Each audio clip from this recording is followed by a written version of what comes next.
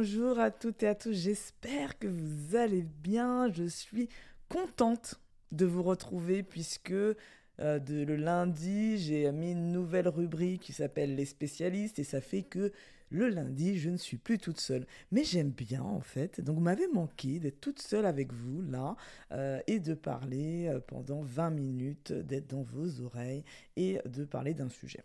Donc le sujet, il est assez simple puisque ça vient d'une question d'une auditrice du podcast qui m'a demandé quelle était la différence entre le coaching, le mentorat et la formation.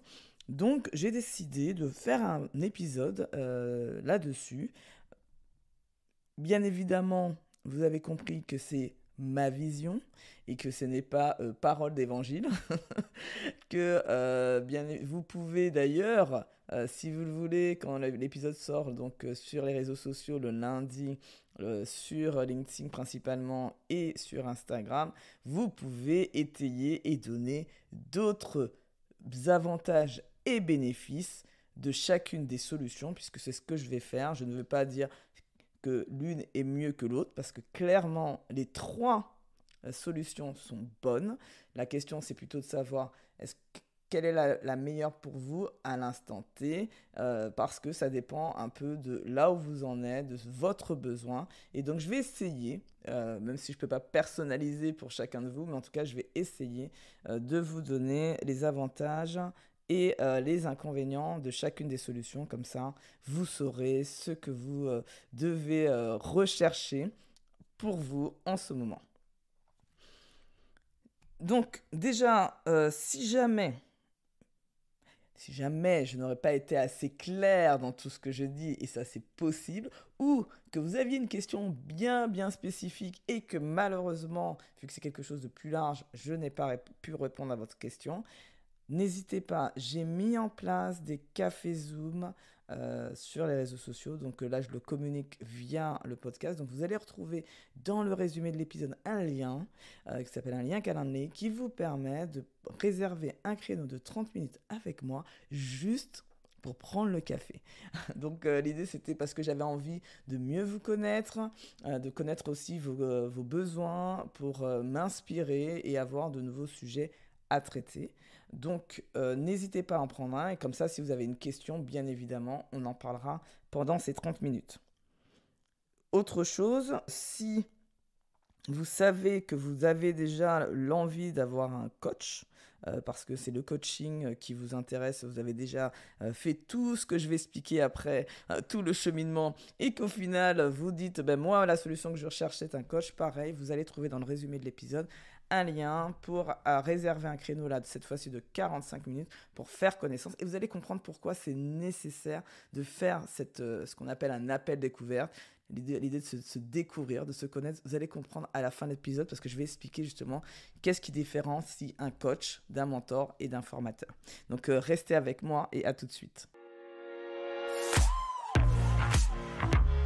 Bienvenue chez Je suis manager et je le vis bien, le podcast au service de l'épanouissement personnel et professionnel.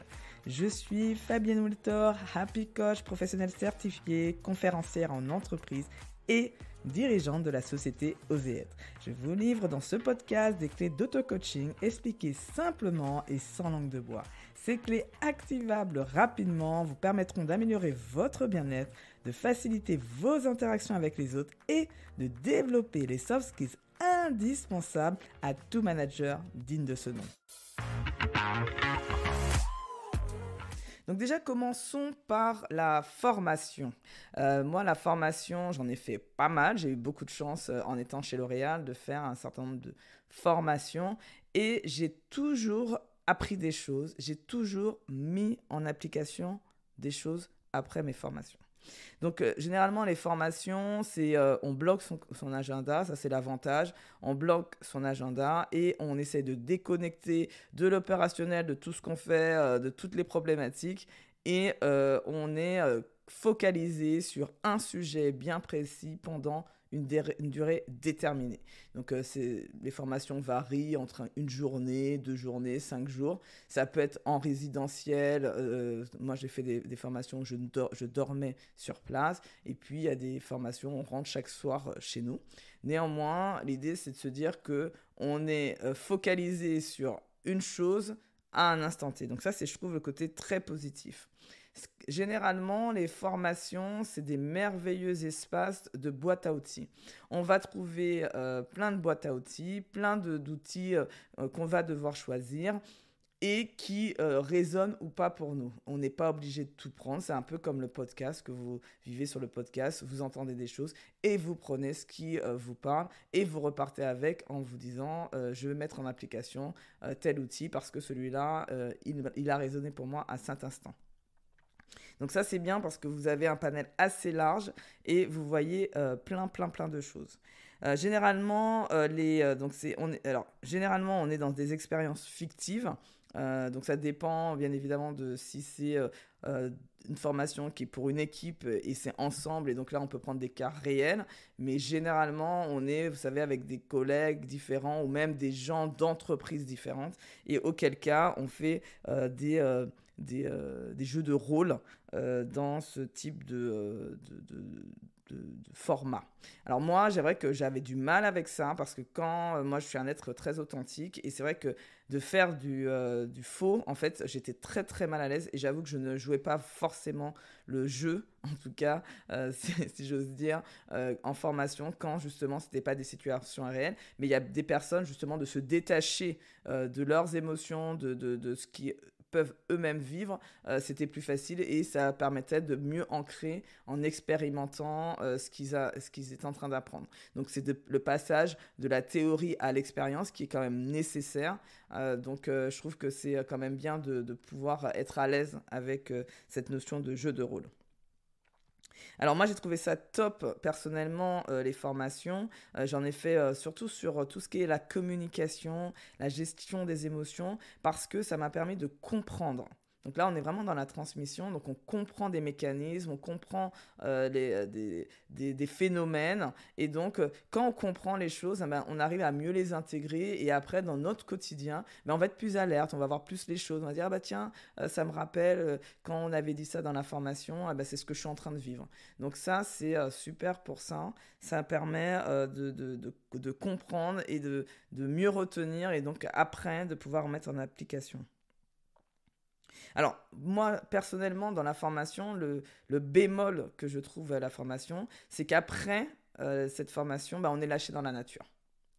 Donc, notamment, moi, je trouve que les formations de management, par exemple, je trouve que c'est limite une formation parce que justement, le management, ça se vit. C'est que de l'expérientiel. C'est des feedbacks, du retour d'expérience, d'une amélioration continue, on va dire. Et donc là, quand on fait une formation de management, après, on est lâché dans la nature et il n'y a personne qui va nous dire dans ce qu'on fait en termes en étant manager, si c'est bien ou pas. Donc là, je trouve que c'est la limite en fait de la formation, surtout sur la partie management d'équipe. Mais en revanche, pour avoir tous les outils à appliquer dans son management, ça peut être, je trouve, top pour ça. Donc on est, vous avez compris, dans la formation plutôt sur une idée de transmission. D'accord ? Donc on transmet. Donc si on passe maintenant au mentorat. Le mentorat, on est plutôt, pour le coup, là où on est dans un phénomène de groupe en formation. Et d'ailleurs, j'ai oublié de dire qu'en formation, le fait d'avoir le groupe, on a l'intelligence collective, on a le regard des autres, on a d'autres choses qu'on gagne aussi à travailler en groupe. Là, dans les deux autres solutions, mentorat et coaching, on est plutôt dans du tête-à-tête. Donc, on perd un peu cette partie de collectif, mais on gagne le côté ultra personnalisé. Dans les deux cas, c'est ultra personnalisé. Donc pour le mentorat, alors qu'on était dans la formation, dans la transmission, dans le mentorat, on sera plutôt dans l'inspiration. Donc c'est quelque chose qui est en continu, qui est vraiment en fonction du besoin du client, et on est dans le partage d'expérience. En fait, l'idée, c'est que la personne qui sera votre mentor, il a auparavant fait le chemin que vous avez envie d'emprunter. Donc, ça peut être en termes d'expertise, ça peut être en termes de posture, par exemple le leadership, ça peut être en termes d'expérience de manager. Mais en tout cas, il a, à un moment donné dans sa carrière, fait le chemin que vous souhaitez faire vous-même à cet instant. Donc, l'idée c'est de dire que lui, c'est ce mentor, il a fait des erreurs. Par exemple, quand on a des mentors dans l'entrepreneuriat, je monte ma boîte, et je prends un mentor dans l'entrepreneuriat, il va me permettre d'éviter de faire les erreurs qu'il a pu faire et pour moi d'aller plus vite justement en éliminant ces erreurs. Donc, j'en ferai d'autres, bien évidemment, mais peut-être que justement, ça me fait gagner du temps sur les erreurs basiques, on va dire. Donc ça, c'est le premier point. Donc, je trouve le mentorat top pour notamment les prises de poste, les nouvelles responsabilités, des nouveaux domaines qu'on découvre. Moi, je trouve ça vraiment chouette. Le mentorat dans le management, ça existe aussi. Dans les entreprises, il y a une organisation autour de mentors. Donc, ce sont généralement pas le chef direct, hiérarchique, c'est quelqu'un d'autre dans l'organisation qui devient votre mentor et qui vous accompagne à intégrer tout ce qui est culture de l'entreprise, la posture, toute cette partie-là. Le côté relationnel, de savoir qu'est-ce qui se fait, qu'est-ce qui ne se fait pas dans l'entreprise, les codes de l'entreprise, il va vous transmettre comme ça. Donc la difficulté, je trouve, du mentorat, parce que je trouve que c'est une solution qui est quand même bien, parce que pareil, la personne partage ses expériences et vous prenez ce que vous avez envie de prendre et vous faites ce que vous voulez avec. Il ne faut pas rentrer dans quelque chose de prendre pour argent comptant ce que le mentor dit, puisque chacun est différent, mais c'est plutôt de se dire que ça nous permet d'avoir vraiment quelqu'un sur qui compter, puisque vous allez pouvoir exposer vos problématiques, de dire vos difficultés, et peut-être être justement montrer plus votre vulnérabilité, parce que c'est quelqu'un d'extérieur à vos collègues ou votre hiérarchie. La difficulté, je trouve, c'est de trouver le bon mentor. Parce que c'est une relation, d'abord, avant tout. Et donc, c'est comme un coach. C'est compliqué, des fois, de trouver la personne qui nous va le mieux. Donc, c'est ce choix-là. Hein. Donc, souvent, on nous l'impose. Moi, j'ai connu comme ça. Mais la question, c'est comment vous pouvez être moteur et acteur d'aller à la rencontre de quelqu'un que vous voyez qui vous inspire et lui demander si il serait OK de devenir votre mentor. Parce que souvent, c'est des mentors, ils aiment bien transmettre et ils sont capables de donner du temps, même gratuitement, pour pouvoir vous aider. Donc, il y a les mentors dans les entreprises qui sont plutôt gratuits. Et puis, les mentors qui sont plutôt dans l'entrepreneuriat, où là, justement, généralement, c'est payant. Mais voilà, il y a deux types, généralement, de mentors. Donc, c'est à vous de voir où vous en êtes, ce que vous avez besoin et d'aller vous-même plutôt être acteur et d'aller chercher le mentor qui vous inspire, qui vous correspond, plutôt que d'attendre qu'il arrive. Parce que ce mentor, il faut qu'il soit capable, lui, pour le coup, de transmettre son expertise et de transmettre son vécu. Et qu'il soit surtout capable de parler de lui et de ses erreurs. Et donc, ça veut dire que lui-même, il a pu faire aussi un cheminement et une sorte de rétrospective sur sa propre expérience pour être capable aussi d'avoir pris du recul sur ce qu'il a vécu et de vous dire ça, j'ai fait ça, mais avec du recul, si c'était à refaire, je le ferais autrement. Ce qui est intéressant, c'est quand même quand il est capable de faire ça. Donc, généralement, ce sont des gens très expérimentés. Alors, on va finir avec le coaching. Donc là, on a commencé, on a fait la formation qui est plutôt dans la transmission, le mentorat qui est plutôt l'inspiration, et le coaching qui serait plutôt de l'ordre de la transformation. Donc à quelque chose près, en termes d'organisation, on est un peu comme le mentorat. On se voit régulièrement, donc tout ça, ça se discute. On expose les problématiques qu'on a à l'instant T. Donc, on est dans l'instant présent. Donc ça, c'est pareil que le mentorat. En revanche, le contenu des séances n'a rien à voir avec le mentorat. Dans le cas du mentorat, où vous allez être plutôt en majorité passif, vous allez écouter le mentor. Dans le coaching, c'est plutôt vous qui êtes acteur et vous êtes plutôt en train de vous parler plus en quelque part que le coach, puisque l'idée c'est que ce coach vous accompagne à trouver vos propres solutions. Les gens qui font un coaching, ce sont des personnes qui souhaitent travailler sur elles et elles souhaitent avoir opéré en fait des changements, que ce soit en elles ou dans leur environnement, qui soient définitifs. Elles ne veulent plus d'une situation, que ce soit professionnelle ou personnelle, puisque le coaching professionnel, on peut le faire dans les deux cas. Et généralement, ce qui est intéressant dans le coaching, c'est qu'on crée un objectif au départ du coaching et dans le temps, parce que c'est souvent des choses plutôt au moins de 3 mois, le minimum c'est 3 mois à peu près, et on peut aller jusqu'à 1 an d'accompagnement. Sur un même objectif, l'objectif il peut évoluer dans le temps parce que la personne fait des prises de conscience dans le temps et vu qu'elle se transforme en même temps qu'il y a le coaching, eh bien, ses besoins qui étaient au départ peuvent évoluer aussi au milieu ou aux 3/4 de l'accompagnement. C'est pour ça qu'il y a des réajustements réguliers entre le client et son coach. L'idée dans la transformation, c'est vraiment de se dire qu'on va transformer nos pensées, puisqu'en fait, nos pensées, elles génèrent des croyances, ça j'avais déjà un peu expliqué dans un précédent podcast, et ces croyances induisent des comportements, et ces comportements induisent des habitudes. Et donc l'idée, plutôt que de faire sur la volonté de changer une habitude, c'est plutôt de se dire comment je change mes pensées pour impacter mes croyances, pour impacter mon comportement et changer mes habitudes. Donc c'est une autre façon qui est moins douloureuse que de se dire je veux absolument changer une habitude parce que j'ai fait les deux avec du développement personnel. C'est vrai que des fois, il y a des habitudes, c'est facile à changer, puis il y a des habitudes plus difficile et donc le fait de pouvoir changer ses pensées donc change ses croyances et donc change son comportement. Je vous donne un exemple très concret. Par exemple, moi quand j'ai arrêté de fumer, j'avais essayé d'arrêter de fumer en changeant mes habitudes, donc sur la base de la volonté. Et ça n'avait jamais marché, je n'ai jamais réussi, je reprenais à chaque fois. Et par contre, quand j'ai commencé à faire une sorte de... Donc c'était avec le livre d'Allen Carr qui est à quelque chose près, c'est écrit, mais c'est l'équivalent de l'hypnose et du coaching, clairement. Derrière, il démonte ce qu'on appelle démonter les croyances. On enlève les croyances limitantes et en changeant les pensées.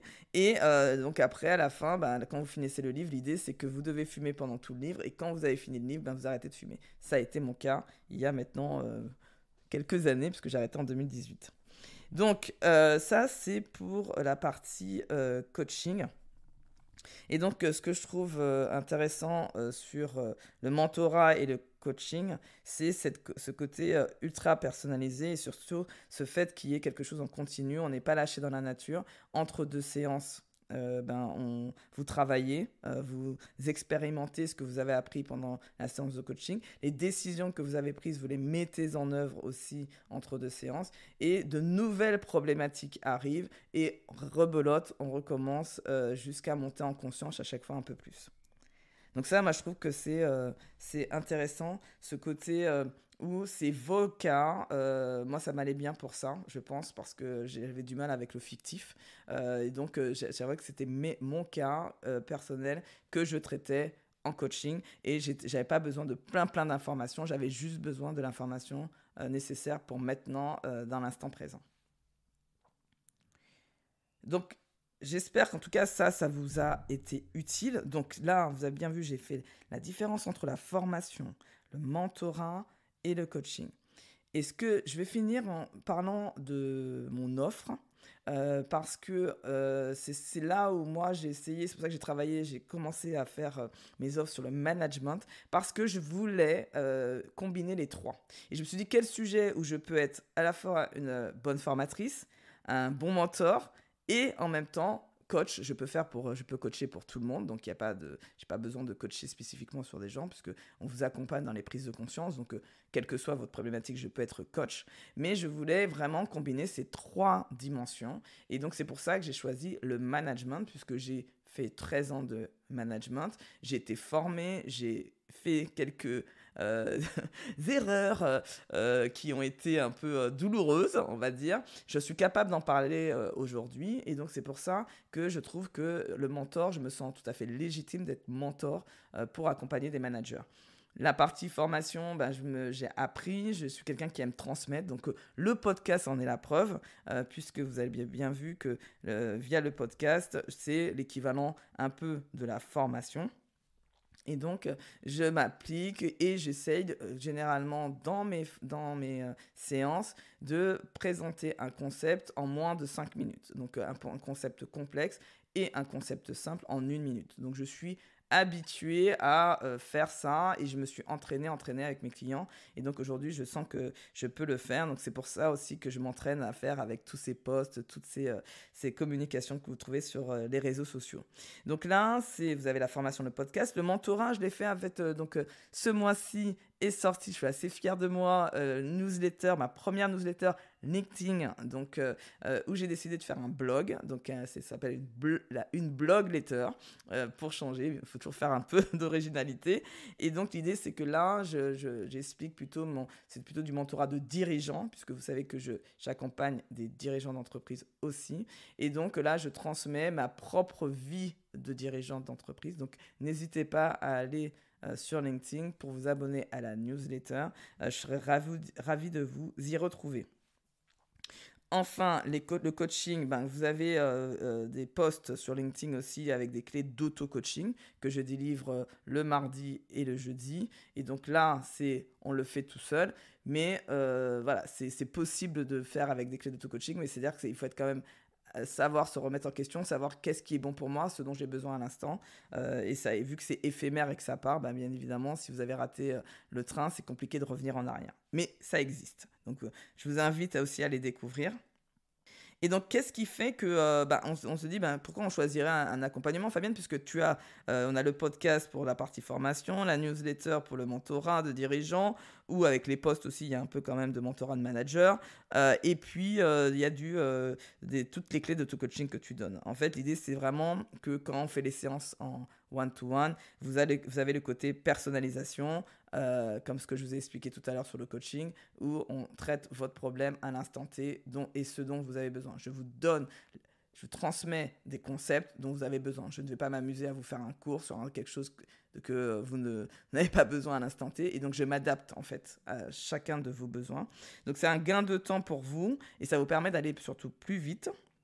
Généralement, vous allez voir de toute façon que quand on fait des solutions, parce que je l'ai fait pendant 5 ans, j'ai fait du développement personnel comme ça, quand on prend des solutions gratuites ou même un peu payantes, mais qu'on est autonome, on est tout seul, vous allez voir qu'on arrive à un moment donné à une limite, on a besoin d'un miroir. On a besoin en fait d'avoir des feedbacks positifs, des points d'amélioration, on a besoin que quelqu'un nous dise la vérité aussi, parce qu'en fait, surtout quand on est dirigeant, les gens n'osent pas vraiment vous dire, alors manager aussi, top manager aussi, vos collègues, vos équipes n'osent pas forcément vous dire. Moi, je vais oser vous dire sur les comportements que je trouve un peu limites ou des choses que je trouve qui ne sont pas acceptables en tant que manager. Et on va travailler ensemble pour pouvoir améliorer tout ça. Et surtout, je trouve que ce qui est intéressant, c'est d'être moins seul. Dans cette phase-là, dans cette période-là de changement, et justement de se sentir soutenu, parce que les phases de changement sont pas faciles, et je trouve que c'est bien d'avoir quelqu'un auprès de soi. Alors pour finir, là ce dont je vous ai parlé sur cette offre, c'est quelque chose qui est plutôt sur le long terme, et j'ai commencé à réfléchir à une nouvelle offre qui serait plus rapide et plus accessible pour tous, parce que quand j'étais manager, j'ai eu cette idée. Je me suis dit, tiens, si j'avais ce service-là, ça aurait été top quand j'étais manager. Donc j'essaye aujourd'hui de construire cette offre pour vous accompagner dans votre management au quotidien avec ces 3 piliers: formation, mentorat et coaching. L'idée, c'est que vous avez une problématique. Ce qui concerne, donc il y aura 5 situations possibles, parce que je peux faire une promesse que sur ces 5 situations. Il y a des choses qui nécessitent beaucoup plus de temps. par exemple, pour donner un exemple, vous avez un recadrage à faire d'un collaborateur et vous ne savez pas comment faire. Vous n'êtes pas forcément accompagné par votre management pour savoir comment gérer la situation. Ou vous êtes dirigeant et donc auquel cas vous vous sentez seul par rapport à cet événement que vous devez faire dans la semaine qui suit. Eh bien, vous prenez un rendez-vous avec moi, vous remplissez un questionnaire qui va durer à peu près 1 heure. Donc là, vous êtes en auto-coaching pendant 30 minutes, 1 heure. Et ensuite, vous avez 1 heure de coaching avec moi. Et l'idée, c'est qu'à la fin de ces 2 heures au complet, 2 fois 1 heure, eh bien, vous repartez avec un plan d'action, une décision et que vous sachiez quoi faire. Et surtout, vous repartez avec de la sérénité et beaucoup d'énergie. Apparemment, c'est ce que mes clients me disent. Donc voilà, donc si vous êtes intéressé, n'hésitez pas à me le faire savoir via les réseaux sociaux ou en m'envoyant, en allant sur le site oseretre.com, en m'envoyant un message via la fiche contact. Mais je pense que je vais commencer à faire de la publicité en juillet, où je vais faire à moitié prix l'offre pour la tester pendant l'été, pour faire le prix réel début septembre. Donc j'espère vous rencontrer en tout cas à cette occasion pour pouvoir vous débloquer de situations qui seraient inconfortables. Je vous remercie de m'avoir écouté jusqu'au bout. J'avais besoin aussi de parler un peu de mes offres parce que j'en parle pas du tout dans mes podcasts. Donc j'espère que ça vous a plu quand même et que vous voudrez en savoir plus encore. Et en attendant, je vous souhaite une très belle fin de journée et très belle semaine. Attendez, ne partez pas tout de suite. J'ai besoin de vous encore quelques secondes. Vous pouvez soutenir ce podcast afin qu'il puisse continuer d'exister de façon totalement gratuite. La première consiste à mettre une note et un avis sur Apple Podcasts ou Spotify. Vous retrouverez les liens dans le résumé de l'épisode. La seconde consiste à parler autour de vous de ce podcast et à envoyer un épisode que vous avez aimé. Cela me rendra happy. Et si vous avez des questions ou des commentaires sur un ou plusieurs épisodes du podcast, rejoignez-moi sur les réseaux sociaux en recherchant Fabienne Woltor. Je suis très présente sur LinkedIn et Instagram.